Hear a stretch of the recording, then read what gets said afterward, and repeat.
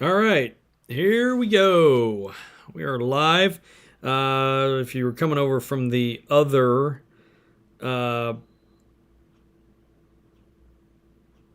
live, then we are. Yeah, don't pay no attention to the thumbnail. I'll replace that after we're done with the live. But if you're coming over from the other live, from the other app, welcome, welcome.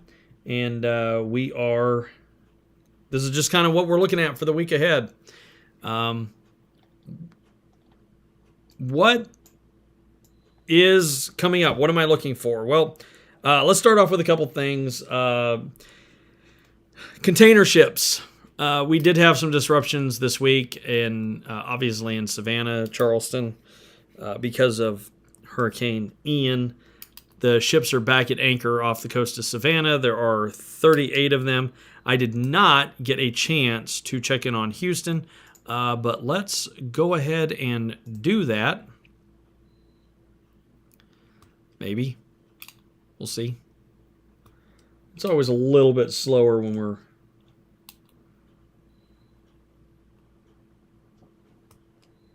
trying to do this way. All right, so there's Savannah. To zoom this out, go look at Houston. We'll just find out together. LA and Long Beach right now only has 7 container ships en route. That's not good for California. I mean, stuff is coming out of China, Korea, Indonesia, Malaysia, Singapore. The problem is they're just not shipping it to the West Coast right now. They don't want to deal with California. It's makes things too difficult. So they are shipping to Houston and Savannah. More ships are headed that direction. What a gigantic mess. So we've got, how many green ships do we have down here? Let's see. A little too zoomed in. 1, 2, 3, 4, 5, 6, 7, 8, 9, 10, 11, 12, 13, 14, 15, 16, 17, 28 anchored. There's probably at least 21 of these that are container ships. If we had to guess. So we're not going to go through all of these. We are going to go look at LA and Long Beach and take a look at... Now, LA and Long Beach is kind of that's an indicator of what's going on the West Coast. And they're just, they're just kind of cruising in. So they're not really putting these ships at anchor. Not the container ships, anyway. This is a container ship, I think. Nope, bulk carrier.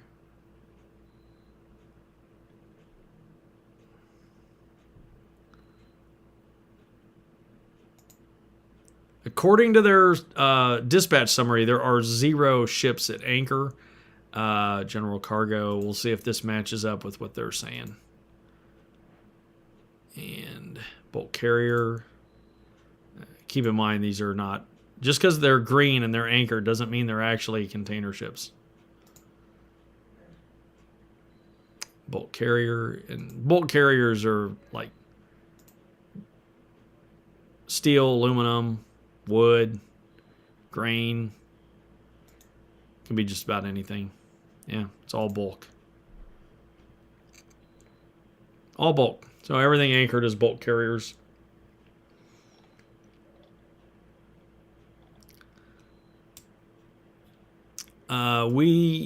I've noticed that there's been a drop off in containers coming out of Shanghai, although we are seeing a little bit of an increase in interest for containers. So that means people are starting to order stuff, but how much it really is going to really just depends on what these companies are thinking are going to happen, because a lot of the stuff that's getting ordered now, it won't even really arrive at its end destination until January. So that's really kind of, when some of y'all have been following me and it's like, hey, how far is this stuff out? What's going on? Yeah, it's 10 to 12 weeks before it gets to its actual destination. This is Busan, China. It's sort of a cluster right now. We'll take a look at Shanghai. Sorry, folks, about the been live for 2 hours over on the other app, and I'm come over here and talking. So it's a lot of anchored ships. All these ships here that are gray. Some of these are fishing boats. Some are not. So if we just kind of pull the curtain away a little bit on these. There are some fishing boats out there. There are areas, cluster areas of ships where they're fishing boats. Then there's some that are anchored that are just sitting. This number over here, last summer when we had everything out at sea, like everything was out, this was only around 261,000. And that's total ships. That's cargo, tankers, fishing, cruise ships, tugboats, everything. So there was a lot of traffic. If everybody remembers, there was a lot of traffic between Tianjin and Shanghai. There's a lot of back and forth, There's still a lot of anchored ships off in both of those areas, but these started to show up. So a couple of things. A, some of these are actually fishing boats. B, some of these are ships that are not being used, but all of a sudden we have 40,000 more ships showing up than we've had in the past. So when at the peak of the shipping this time last year. So I have a question. Do we think some of these may be decoy ships for the Chinese military? It's just a thought. I don't know. I'm not sure anybody does, but it's just a passing thought that I've had. So we will go back here, and we will throw the cargo and the tankers back on there. And all right. So what am I looking for this week? Number one, the Fed has their emergency meeting tomorrow. Now, a lot of y'all are kind of freaking out about that. The Fed has a couple of emergency meetings a year. This is not a big deal. It's oddly enough, last year they had one of these 2 weeks after the 6 big bank CEOs testified in front of Congress. 2 weeks ago, the 6 big bank CEOs testified in front of Congress, and lo and behold, there's a Federal Reserve meeting about the liquidity of the banks. Same thing happened last year when those CEOs sat down in front of Congress. So it's pretty standard operating procedure. These do happen periodically. I think last year they had 3, maybe 4, but they happen. It's not a big deal. It's nothing to get excited about. Now here's just some things I'm looking for this week. Some indicators coming out this week that I'm keeping my eyes on. Number one is construction spending, and that's Monday. Tuesday is factory orders. That one is not as big on my list as a couple of the others. Like Wednesday, mortgage applications come out. Mortgage applications all year, with a handful of exceptions, have been terrible. They've been down week after week after week. 23% over last year, 80% on refis over last year. So not a surprise. Interest rates going up, and home loans, mortgage applications are coming down. Oil inventories are also on Wednesday. Thursday is weekly initial jobless claims. It's very interesting how some of these numbers don't really jive together that well. Gas inventories, natural gas inventories, and one that doesn't get talked about comes out on Thursday. It's one that I use a lot. It's the rail car report. Now, the last couple of weeks on the rail car report, we have had, they've been a little bit off, but I think that, well, 2 weeks ago it had to do with the potential rail strike. And then I think last week's numbers were a hangover from the potential rail strike. So I think the numbers coming this week are going to be a more accurate representation of what's going on in rail as they're part of the overall supply chain. Friday is non-farm payroll report. Now, we'll see how this goes because the last couple of these has been a little off. Last month, when they initially put out the non-farm payroll report, a big chunk of it was missing. And it wasn't like it was the previous month where they said it was flat. No, it was just missing. And then when I went to do a video about it 4 hours later, it was all there. So somebody just didn't get the assignment done on time, and then they finished it up later. But it was very interesting how it was only like half done. And then the previous month, I believe, if I remember right, I don't have my notes on it, but they had double counted jobs, part-time jobs. They double counted some of those in the retail, hospitality industries. So it'll be interesting to see when the report comes out on Friday if they, actually complete the report on time, and B, if they didn't flub any of the numbers. So we'll see. One of the things that I'm looking at that not a lot of people do, it's a metric that it's not a public metric like some of these others, but it's updated container count. So there's a metric that I look at every week. And it just hits on Monday, sometimes Tuesday, so I got to check both days. And they show you the container counts that have come in the United States and where they came from over the last 4 weeks. So I look at that number, we chart that number to see if it is going up or down, and if it lies inside or outside of the range of error. Because, you can have stuff go up, but things aren't really getting better, and you can have stuff go down, and you can have the counts go down and have them not really be getting any worse. So there's a margin of, there's a little bit of leeway there. A couple things that have popped up since last week. A new potential ruling on I-bonds is, I did a video about this earlier, which is Congress is debating whether or not we should be able to purchase more I-bonds. Kind of makes sense. And why wouldn't you? Congress needs money. That's why they're doing it. Let me do this. I got some stuff to show you. Let's see. I-bonds.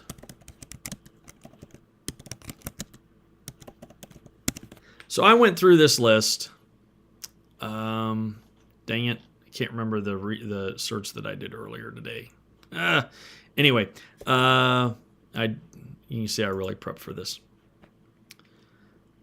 All right. Anyway, I-bonds. So last year, or this year, up to June. Oh, I know what it is. How many I-bonds?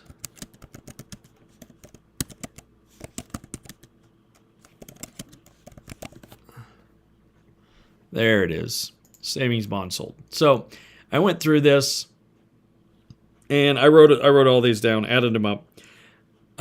Maybe this will come up. It's probably taking a while since we're live on here. But this year, from the beginning of the year till June, the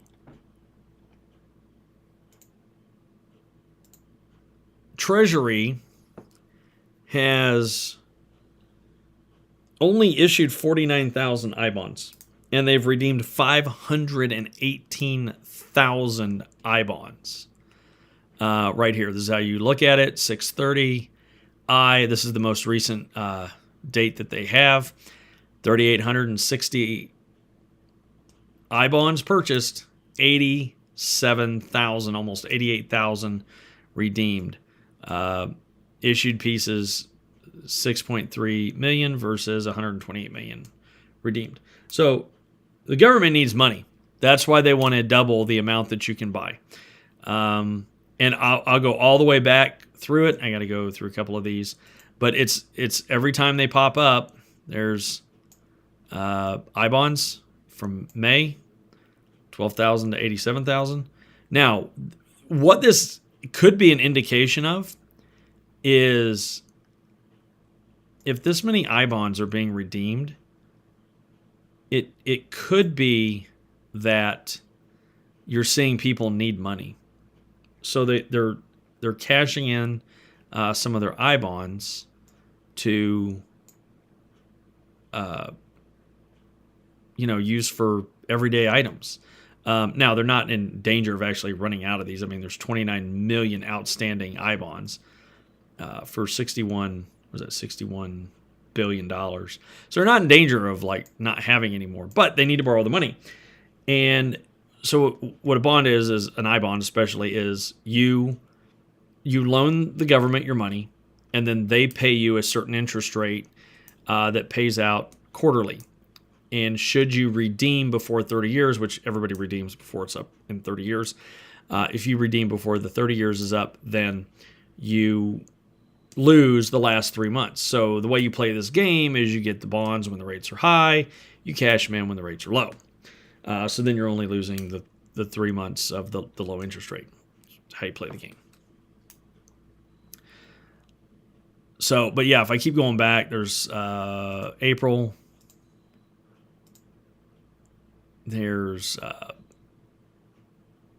March. March is the only month March is the only month where there's more issued than redeemed. So now somebody asked me earlier, is there a chance that they could default on these? Look, that's a risk that you take. There's always a chance the government defaults. They've never defaulted on these.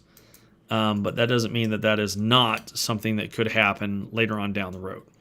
Can't say for certain that they would ever default or refuse to honor these, but you just never know.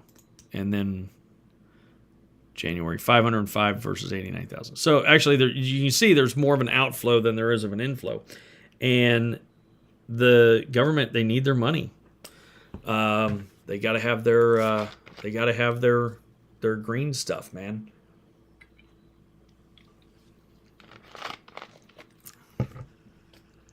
It's they're addicted to it. So that's where we're at with the I-bonds. Is it a good idea? I mean, yeah, giving people more option to be able to have their money in a place where they can keep it somewhat safe. It's a relative term, but and the thing about I-bonds is if you buy a $50 I-bond, it's worth $50. It's not like a Series AA. Series AA, if you buy a $50 I-bond, you give the government $25. And then in 30 years, it matures and it's worth $50. And that's all they will pay you is the $50. The Series I's are a little bit different. They will give you the $50 plus all of the interest that you've earned, but it will no longer pay interest after 30 years. So it's not that it takes 30 years to mature. It's just that they won't pay out any interest after 30 years. So you could end up earning way more than you could do better than double your money a couple of times. So over 30 years with an I-bond. But most people don't hold on to it for 30 years. Unless you're like 4 years old and grandma and grandpa gave it to you as a as a birthday present. Let's see, what else do I got down on my list? Bankruptcies. I did a video last week. A couple trucking companies in Pennsylvania have filed for bankruptcy. One of them hauls for the USPS. No surprise there. Not using the USPS as much. The other one it carries a lot of stuff. And so that's an indicator that it's slowing, that the overall supply chain and trucking industry is slowing down. I mean, I'm hearing this. I have truckers on my live on the other channel, the other app, and they're saying how things are getting slower. Rates are, there's basically, spot rates are so terrible they can't even haul. So they're sitting at home.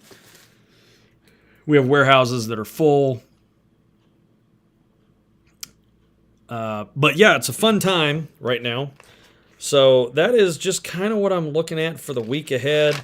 The market over the last few weeks, so this is the S&P 500. We have breached the 25% correction. This is I believe this is the line that goes back to Inauguration Day. I did not label this line, so...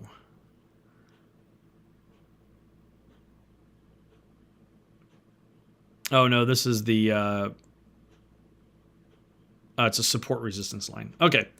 I did this yesterday when I was like half asleep. It was a rough night a couple nights ago.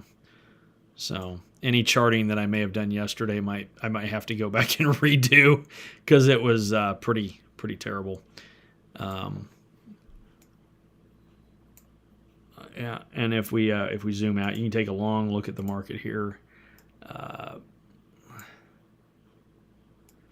yeah, it is not we're not moving in the right direction, folks, as you can very clearly see. And we've started to hit some lower lows here. So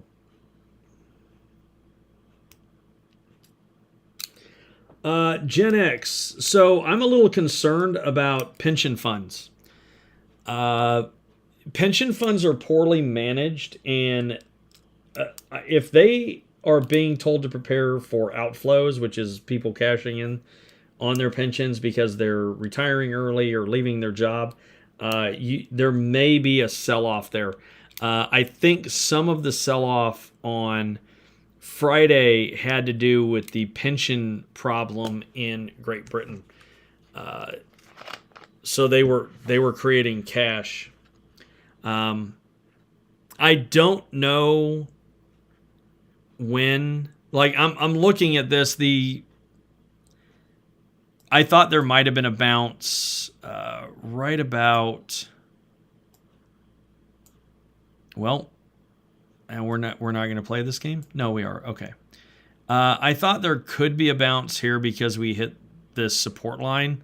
But it was also about the same support line. So usually when you hit a support line this many times, and there's no real upswing, you're looking at breaking through that support line.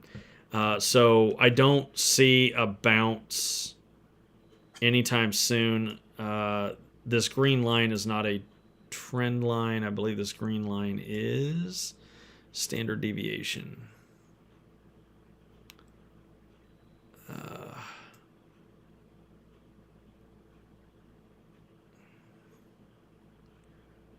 Where's my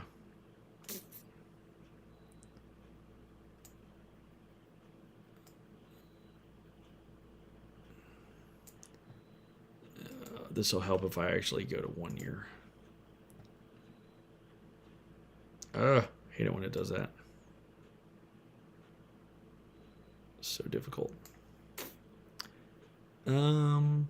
Yeah, the green line's a standard deviation line, so it doesn't mean anything as far as trying to figure out if you're getting a bounce or anything. You thought we'd see a bounce on Friday, but no. I'm not sure when we're gonna see a bounce. I'm I mean, the market's definitely oversold, but the retail crowd is the buy the dip, and I'm wondering if, well, not wondering, I mean, I'm seeing it. There's been a lot of shorting going on in the market to try to break the retail. So there's definitely a battleground. It's not a normal acting market. The last 2 years, the market has not been a normal acting market. Really, a year and a half, especially since the AMC GME incident last year. It has not been a normal market. It is very, very different out there. So, anyway. And, you know, I mean, we could see a bounce tomorrow. We could always see a bounce tomorrow. But, again, this is not something I invest in, right? This is just kind of a indicator of what the market is doing. You can't really buy and sell. Obviously, I usually would have volume up here, and there's no volume. So, like if I put Apple up here,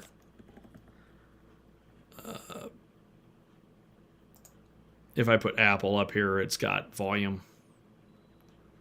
So,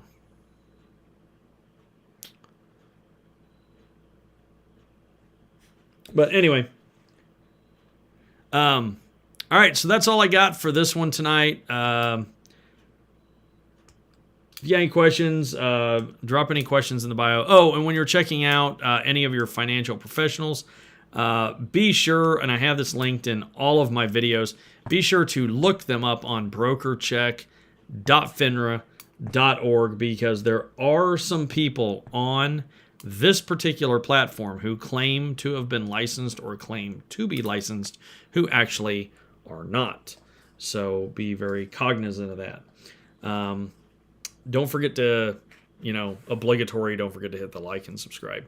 But yeah, so if you want shorter form videos, those are over on TikTok. And then the longer form videos are over here. And then Facebook, Instagram, or just kind of informational things that I use. Twitter, I don't have anybody following me on Twitter except for the super attractive bots that put model pictures in there. What are you going to do? But I'm not on here chasing clout either, so I could care less. Just out here putting out information.